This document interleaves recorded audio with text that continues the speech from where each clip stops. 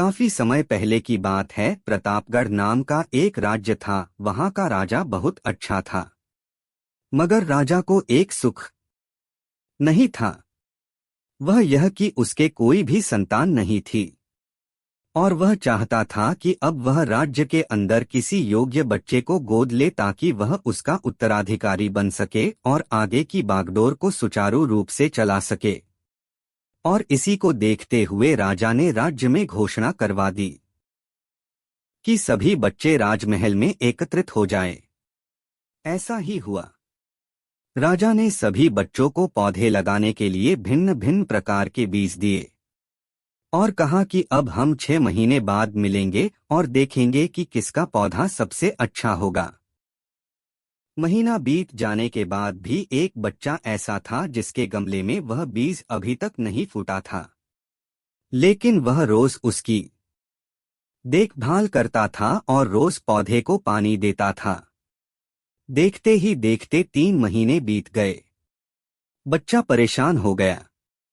तभी उसकी माँ ने कहा कि बेटा धैर्य रखो, कुछ बीजों को फलने में ज्यादा वक्त लगता है। और वह पौधे को सींचता रहा।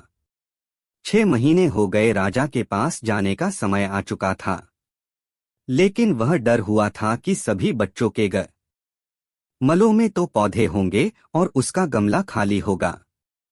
लेकिन वह बच्चा ईमानदार था और सारे बच्चे राजमहल में आ चुके थे।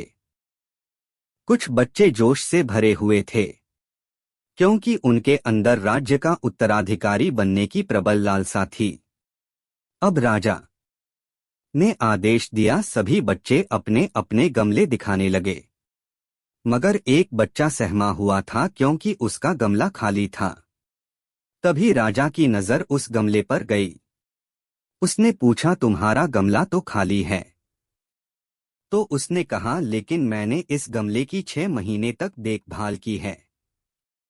राजा उसकी ईमानदारी से खुश था कि उसका गमला खाली है, फिर भी वह हिम्मत करके यहाँ आ तो गया। सभी बच्चों के गमले देखने के बाद राजा ने उस बच्चे को सभी के सामने बुलाया। बच्चा सहम गया और राजा ने वह गमला सभी को दिखाया।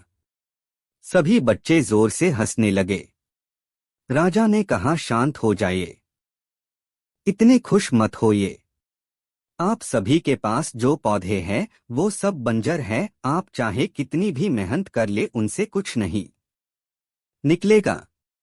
लेकिन असली बीज यही था। राजा उसकी ईमानदारी से बेहद खुश हुआ और उस बच्चे को राज्य का उत्तराधिकारी बना दिया गया। लेकिन हमें इस कहानी से क्या सीखने को मिला? मेरे हिसाब से अपने अंदर ईमानदारी का होना बहुत जरूरी है।